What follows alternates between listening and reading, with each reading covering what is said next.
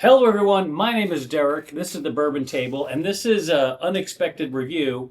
I didn't see it coming. I just happened to be in the liquor store, and there it was. This is a Maker's Mark Private Select, and this is something that they do for themselves, like the Stewart's release, like the Hart release, like the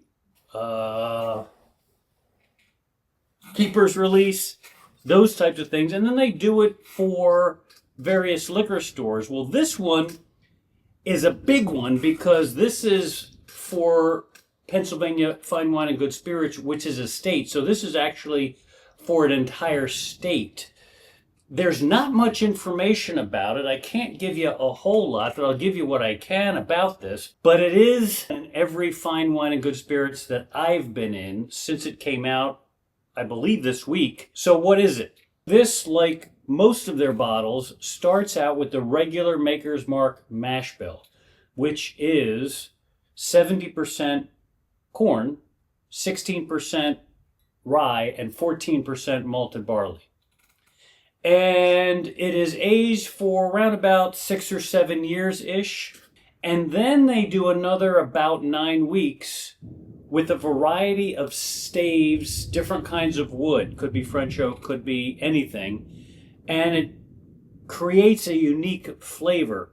You may have seen these over the years where they'll actually, on a lot of these bottles, they'll put the recipe right up front there where you can actually see what the staves are. This one doesn't do that. This is, again, an exclusive to the state of Pennsylvania. So whatever Maker's Mark did, whatever staves, whatever recipe they used, it is for the entire state of Pennsylvania. This bottle is a 750 milliliter, like every other bottle, and it retails for $59.99, and that's what I paid. So let me pour a glass. Let me open the bottle first. This is 100.04 proof. Now, if you stick around till the end, I'm going to compare it to Maker's Mark Cask Strength, which is 109.6, so it's a bit hotter.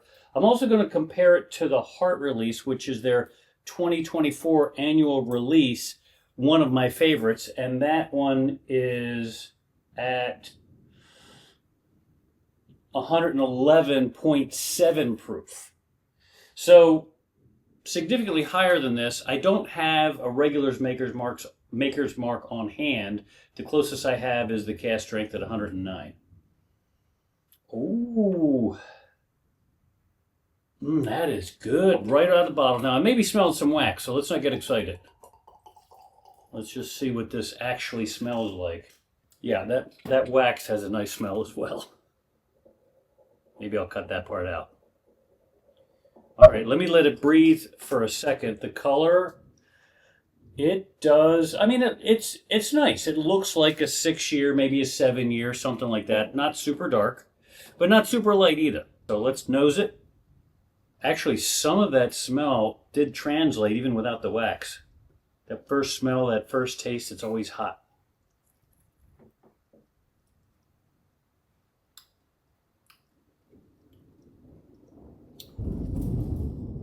Little sweetness. I don't know if you can hear that, but outside the studio there's a thunderstorm going on. I'm going to let this breathe a little bit more because on the first pour you expect to get the heat, and that's exactly what I got. That's why I'm not giving you any notes out of the gate, because I want to get the real deal here. So let's go for a second time. Still getting some of that ethanol. Some regular kind of, is that caramel? Is that vanilla? Okay, second time, that's better. That's caramel in there. And then there's something on the back end, a little spice, but also like a dark chocolate. Not a milk chocolate, like a dark chocolate. Third and fourth go usually gives me the full picture. I like what I've seen so far. Now, as I said, I'm going to be comparing this against the Hart release, which is a favorite of mine. The Hart release came out at $80. This is $60. Getting a little of the Kentucky hug going on. A little of that caramel, the ethanol is definitely going away. So after the fourth sip, again, I still like the nose, but the sweetness is very subtle. There's something else going on there related to, I think, the ethanol. It's a crisp vegetal smell, actually. So I'd still get some sweetness in there, but interestingly, after the fifth sip, I'm still getting a fair bit of ethanol. It's not really going away. Yeah, so this isn't that good. It's hot. The bottle says it's deep and viscous with notes of caramelized sweetness, tart cherries, and a bold spice. Okay, I get a little bit of caramel. I get the bold spice. Maybe that tart cherry was what I was smelling. I don't, let me try. Man, maybe I can pick up the cherries, but not really. I mean, I'm looking for it and I can't really get it. But again, the spice is there. The bold spice, the caramel is there. It says caramelized sweetness, little bit of caramel, not a whole lot of sweetness. I just cracked it. I'm not liking what I'm tasting. So what I'm going to do is, and this is odd for me because I do like Maker's Mark stuff. I'm going to open this up. I'm going to leave it here. I'm going to pause the recording, and I'm going to give it an hour or so to breathe in the glass as well. Give a little bit more in the glass. And let me come back and see if that makes a difference. Because as it stands right now, not a big fan. So stay tuned.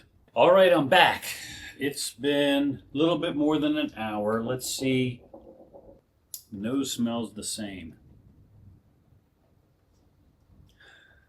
It's got a little bit of funk on it, a little bit of stinky, a bit of stink on it. That I like, but certainly not sweet.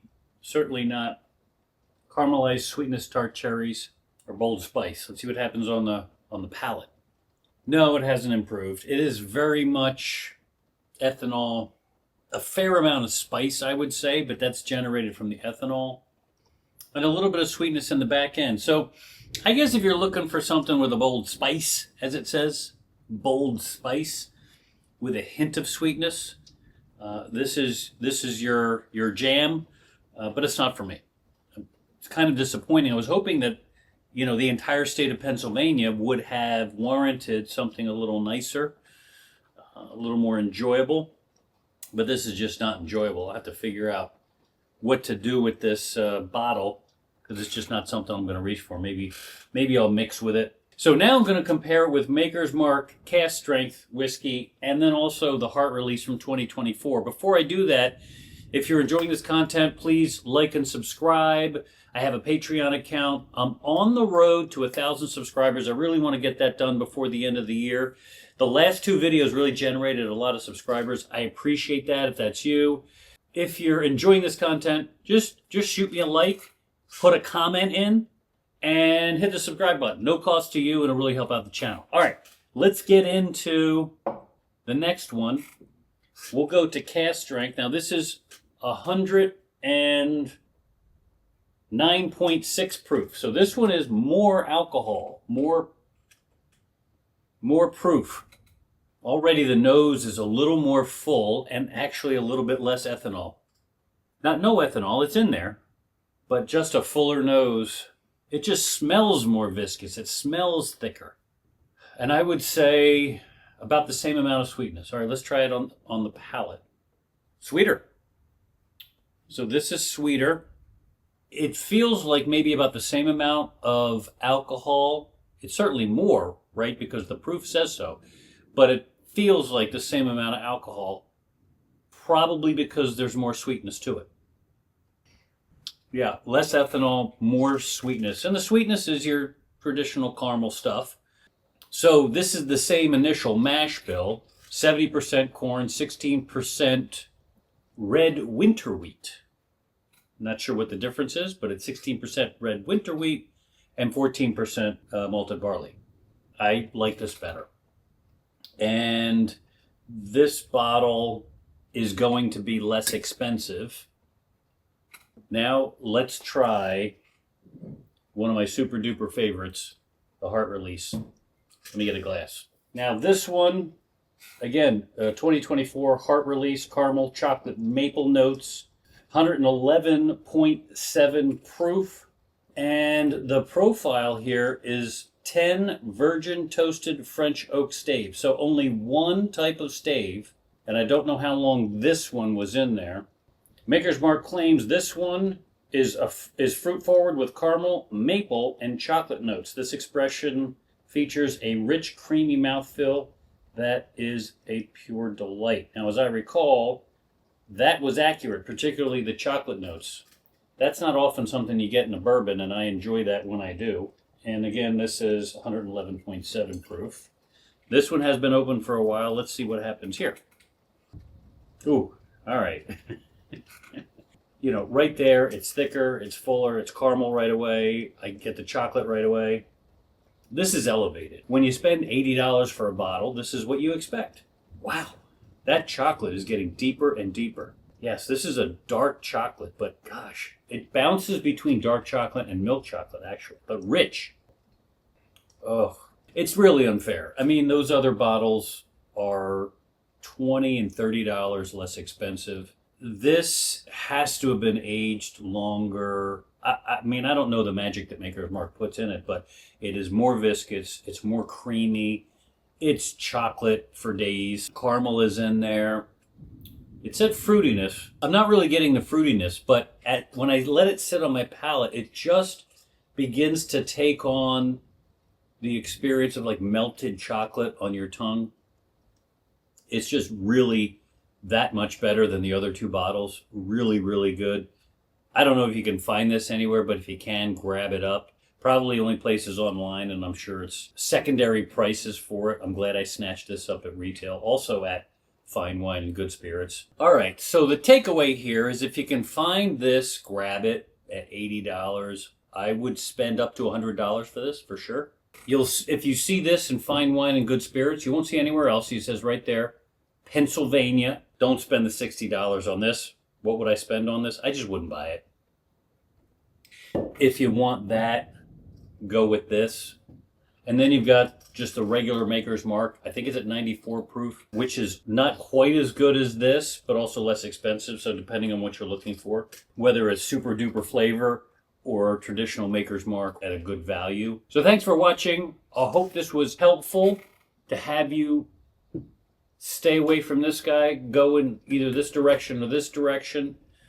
Again, like, subscribe, leave me a comment. Leave me some comment that lets me know what you liked or didn't like about the video. If you've tried this bottle yet, I haven't seen anything online, so I might be the first to have it out. I don't know. And if I am, hopefully I've saved some people some money. Like, subscribe, comment. I've got my Patreon down below. It's got a free tier just to help the channel out. I super appreciate it. I'll see you on the next one.